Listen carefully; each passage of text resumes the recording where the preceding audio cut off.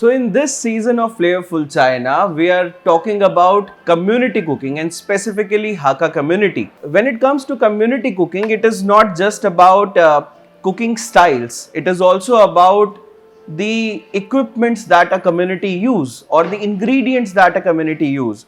Now, like in India, every home has their own different recipes. Similarly, in the Hakka community, they might have different recipes indigenous to that community. Right, chef? Absolutely.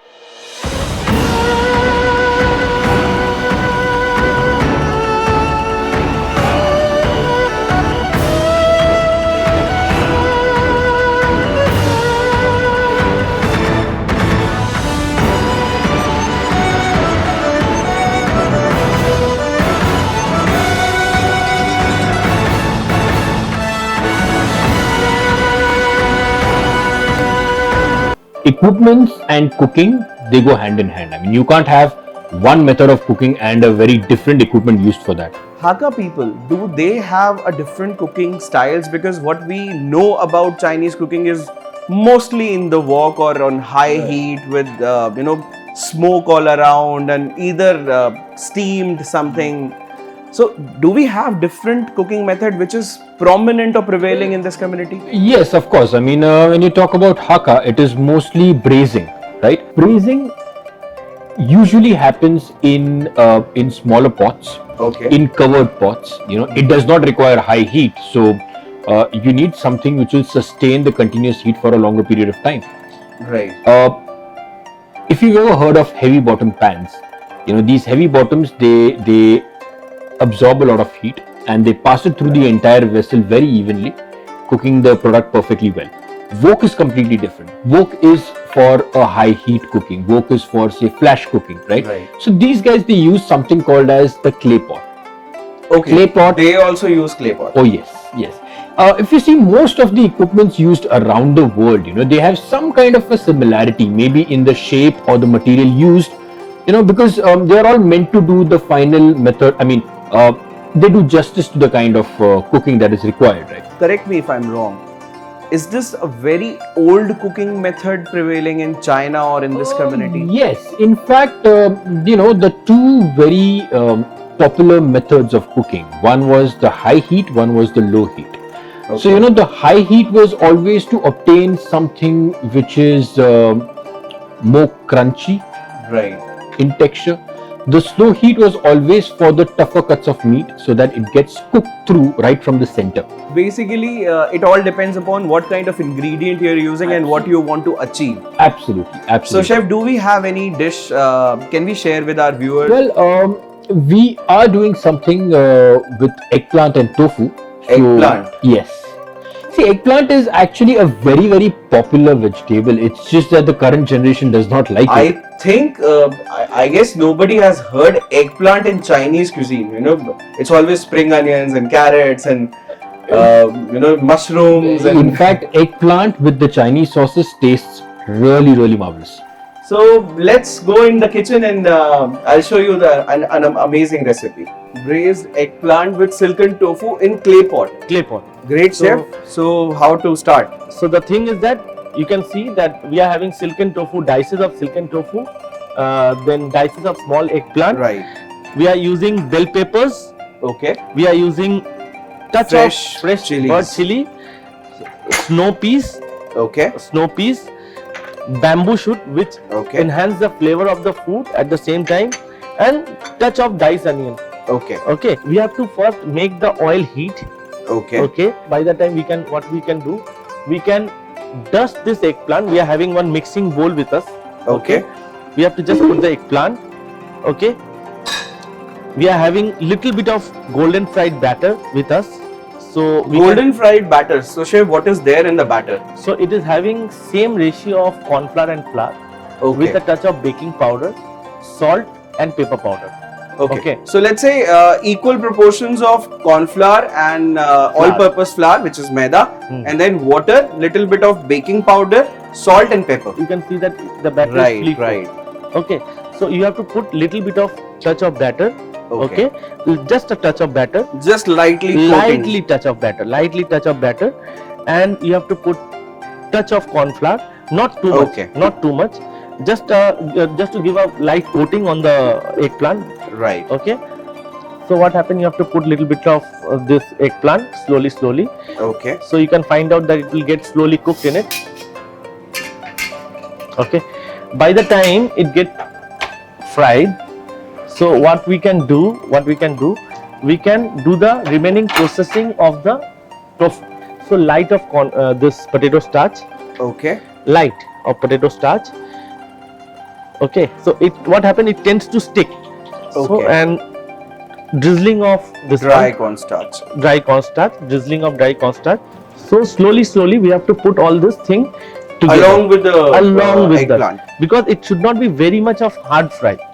Okay. Okay, so just having a little bit of coating in it. So more or less it is done on 60% of it. You just chain all these things together. Okay.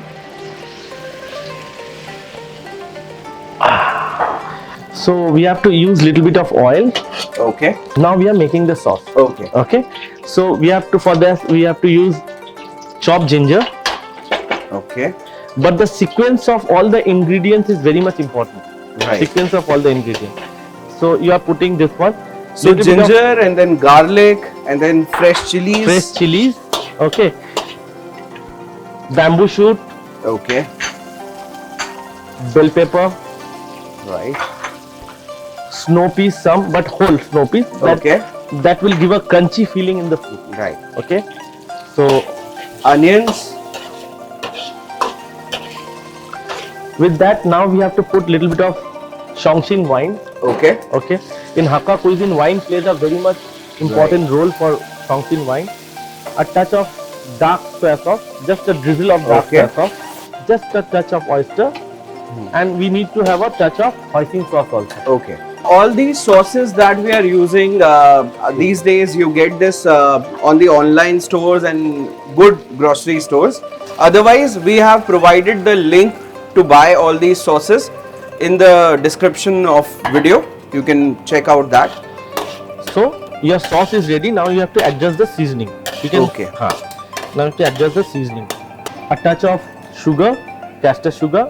Okay. Okay, little touch of salt, because already oyster and soya sauce having Right. salt contain.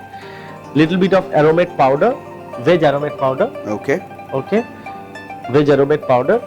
So it will just ready for the sauce. We have to use very little. We have to very much cautious of using before the potato. How much quantity we are using for this? Right. Okay, not too much of it. Okay. So just about a tablespoon. Just about a tablespoon. You can find the light thickness. Right. Now we will add the eggplant and tofu. Okay. Okay. So what happened? Now it tends to absorb the remaining amount of sauce in it. For a nutty aroma, sesame oil. Now we have to add bit of 5-spice powder. In the end, so like we add garam masala in the Indian dishes, Okay. 5-spice powder will give its distinct aroma. So now it is ready. We have to put the clay pot Okay. on top of it, and we have to put full thing in the dish Okay. with the sauce. See, my tofu and eggplant are not broken. Right. Right. Again, you need to add little bit of 5-spice powder Okay. before getting covered. So what happened? It gives a different flavor to the sauce. And then we are topping it up with the sliced spring onion greens. And little bit of sesame oil. Okay. Okay. Now we have to cover it out for at least 7 to 8 minutes of time. Great, chef. My mouth is already watering. I'll look forward to this adventure. Please do, sir. Please do.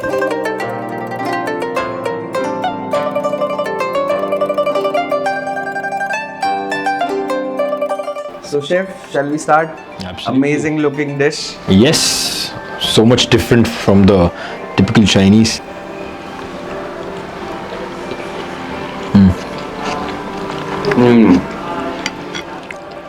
So this is very different from what people generally perceive from Chinese food.